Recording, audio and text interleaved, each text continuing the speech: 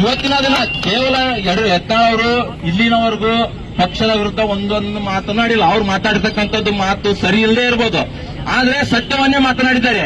ಯಾಕಂತಂದ್ರೆ ಇವತ್ತಿನ ದಿನ ಹೇಳ್ತಾರೆ ಯತ್ನಾಳ್ ಅವರು ಪಕ್ಷ ವಿರುದ್ಧ ಚಟುವಟಿಕೆ ಮಾಡಿದ್ದಕ್ಕೆ ಉಚ್ಚಾಟನೆ ಮಾಡಿದ್ದಾರೆ ಅಂತ.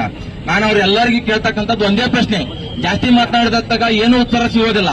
ಅವರೆಲ್ಲರೂ ತಮ್ಮ ಮನಸ್ಸಾಕ್ಷಿಯನ್ನು ಮುಟ್ಕೊಂಡು, ವಿಜೇಂದ್ರ ಆಗಿರ್ಬೋದು, ಯಡಿಯೂರಪ್ಪರ ಆಗಿರ್ಬೋದು, ಅವ್ರು ಹಿಂದಿರ್ತಕ್ಕಂಥ ಎಲ್ಲರೂ ಆಗಿರ್ಬೋದು, ಅವ್ರವ್ರ ಮನಸ್ಸಾಕ್ಷಿಯನ್ನು ಮುಟ್ಟಿಕೊಂಡು, ಬೇಡ ಮನಸ್ಸಾಕ್ಷಿ ಕೂಡ ಬೇಡ, ಸನ್ಮಾನ್ಯ ಪೂಜ್ಯ ಯಡಿಯೂರಪ್ಪನವ್ರಂತ ಹೇಳ್ತಿರ, ನೀವೆಲ್ಲರೂ ತಂದೆ ಸಮಾನ ಅಪ್ಪಾಜಿ ಸಮಾನ ಅಂತ ಹೇಳ್ಕೊಂಡು ಹೇಳ್ತಾರ.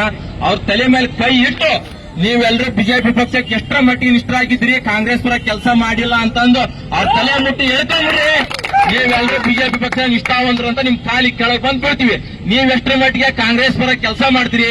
ಇವತ್ತಿನ ದಿನ ರಾಜ್ಯ ಪದಾಧಿಕಾರಿಗಳಿದ್ದಾರೆ, ಅವ್ರೆಲ್ಲರ ಕಾಂಗ್ರೆಸ್ ಏಜೆಂಟ್ಗಳಂತ ವಿತ್ ಪ್ರೂಫ್ ಕೊಡ್ತಕ್ಕಂಥ ಶಕ್ತಿ ನಮ್ಮಲ್ಲಿ ಐತಿ.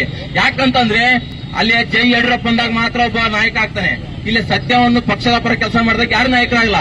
ಯಾಕೆ ಯಡಿಯೂರಪ್ಪನವರು ನಾಯಕರು ಒಪ್ಕೊಂತ ನಾವು ಹಾಗಂತಂದು ಯಡಿಯೂರಪ್ಪನವ್ರು ಮಾತ್ರ ಸರ್ವೋಚ್ಚ ನಾಯಕರಾಗಲ್ಲ. ಇಲ್ಲಿ ಪ್ರತಿಯೊಂದು ಸಮಾಜದ ನಾಯಕ ಕೆಲಸ ಮಾಡಿದಾಗ ಮಾತ್ರ ಒಬ್ಬ ವ್ಯಕ್ತಿ ಮುಖ್ಯಮಂತ್ರಿ ಆಗ್ಲಿಕ್ಕೆ ಸಾಧ್ಯ.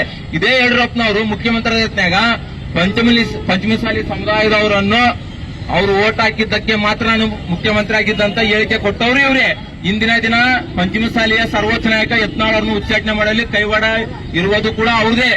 ಇದೇನಿದೆಲ್ಲ ಹೈಕಮಾಂಡ್ ಅವರು ಇದನ್ನು ಸೂಕ್ತ ಮತ್ತೊಮ್ಮೆ ಪರಿಶೀಲನೆ ಮಾಡಿ ಯತ್ನಾಳ್ ಅವರನ್ನು ಮತ್ತೆ ಬಿಜೆಪಿ ಪಕ್ಷಕ್ಕೆ ಗೌರವಯುತವಾಗಿ ಕರೆದುಕೊಂಡು ಬರ್ತಕ್ಕಂಥ ಕೆಲಸ ಹೈಕಮಾಂಡ್ ಮಾಡದಿದ್ದಲ್ಲಿ ಮುಂದಿನ ದಿನಮಾನಗಳಲ್ಲಿ ಸನ್ಮಾನ್ಯ ಯತ್ನಾಳ್ ಅವರಿಗೆ 16 ಕ್ಷೇತ್ರಗಳಲ್ಲಿ ಗೆಲ್ಲೋ ತಾಕತ್ ಇಲ್ಲದೆ ಇರ್ಬೋದು, ಆದ್ರೆ 16 ಕ್ಷೇತ್ರಗಳಲ್ಲಿ ಬಿಜೆಪಿನ ಸೋಲ್ಸಕ್ಕಂತ ತಾಕತ್ತು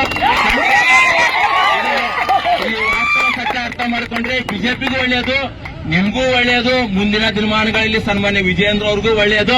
ಇದನ್ನ ಅರ್ಥ ಮಾಡಿಕೊಂಡು ಸನ್ಮಾನ್ಯ ಯತ್ನಾಳ್ ಅವರನ್ನು ಮತ್ತೆ ಗೌರವಯುತವಾಗಿ ಪಕ್ಷಕ್ಕೆ ಕರೆತರುವಲ್ಲಿ ತಾವೆಲ್ಲರೂ ಹೈಕಮಾಂಡ್ ವರಿಷ್ಠರನ್ನು, ಸಮಾಜದಲ್ಲಿರ್ತಕ್ಕಂಥ ಎಲ್ಲ ನಾಯಕರು ಹಾಗೂ ಇನ್ನುಳಿದ ನಾಯಕರು ಎಲ್ಲರೂ ಮನವೊಲಿಸಿ ಯತ್ನಾಳ್ ಅವರನ್ನು ಮತ್ತೆ ಪಕ್ಷಕ್ಕೆ ಕರೆದುಕೊಂಡು ಈ ಮೂಲಕ ವಿನಂತಿ ಮಾಡ್ತೇನೆ.